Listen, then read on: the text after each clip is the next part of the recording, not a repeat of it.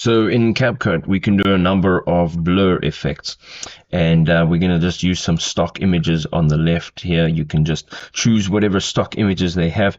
So what we're going to do is import one of our stock images here, and you can see that the video is slightly blurred in the background.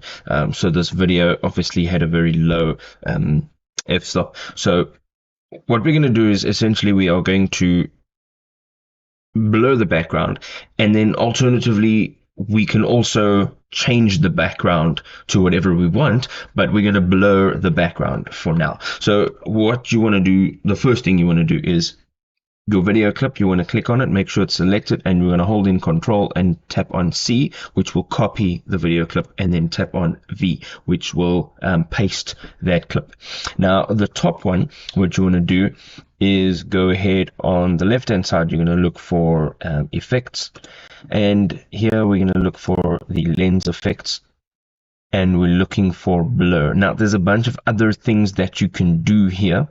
There's a surface blur as well, which is slightly different, but we're going to look for the blur effects, and here we are going to click down, and we are going to take it and paste it on the bottom, onto the bottom clip, and then the top clip, right? We're going to select the top clip, and here we are going to go over to the right hand side, and we're going to look for mask.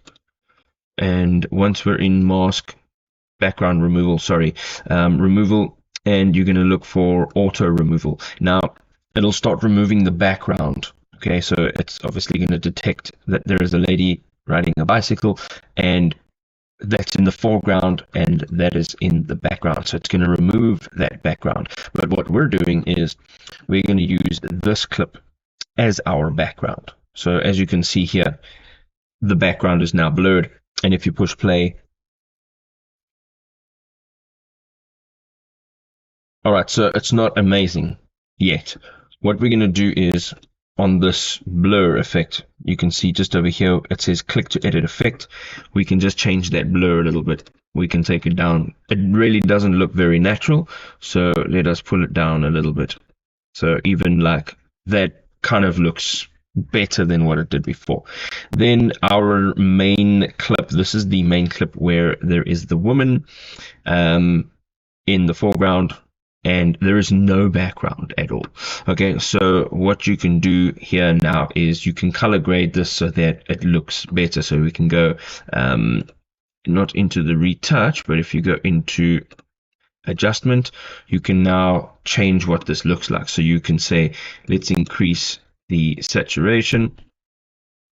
All right, let us also change the exposure a little bit, and you can see that's what that looks like. So if you just toggle that adjustment on and off, you can see your changes that have been made, right? You can also, of course, change everything else that you would like. Let's just push that contrast up a little bit, up to about 25, and we'll see that's more or less what it looks like in difference. Okay, so when you push and play now, you can see obviously looks very different. Okay, what you will have to do is just play with your effects so that it looks more natural. There you go. Okay, so that's blurring the background of a video. Let us jump into our stock again. I'm going to take a video clip, and I'm going to blur out a part of the actual video clip on the foreground. So let's have a look for something like this guy here. Let's see if this is going to work. So basically you want to blur a part of your video. Let's say it's a face. Let's say that it's a number plate, whatever the case may be. So we're going to add this to our track. Let us remove these clips. And here you're going to make sure that your clip is again selected, and you're going to go Control C, Control V into the effects panel on the left hand side again, and we're going to look for blur, and we're going to add it. All right, let's add it. We're going to add it to the top.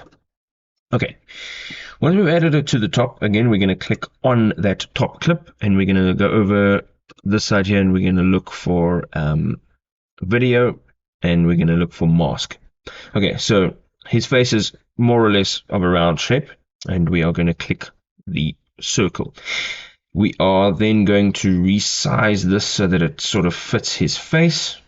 Okay, we can do a little bit of that if we'd like to.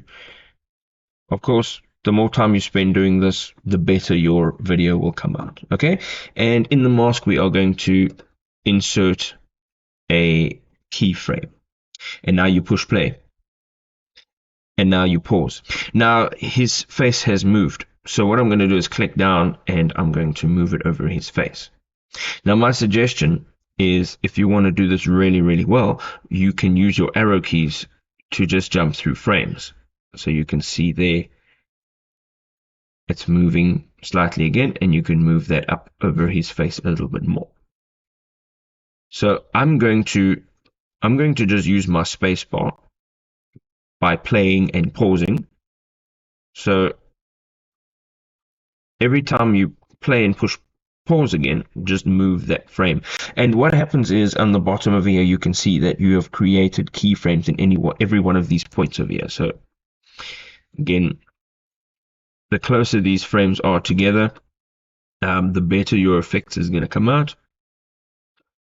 Okay, so that was a bit wide. You want to kind of get away from making them too long.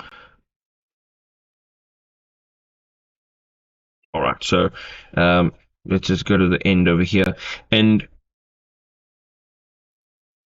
you can see that there are a bunch of keyframes. Right, but when you play it from the beginning, okay, and I'm going to show you what it looks like. It will now follow his face around on each and every one of those keyframes. So what happens is it moves from one keyframe to the other. It doesn't jump, it slides to the other.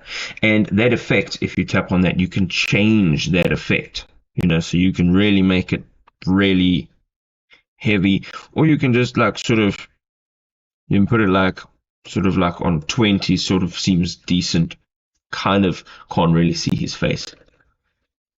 2025, there we go. So you want to use if you want to use blur effects, that's how you do it.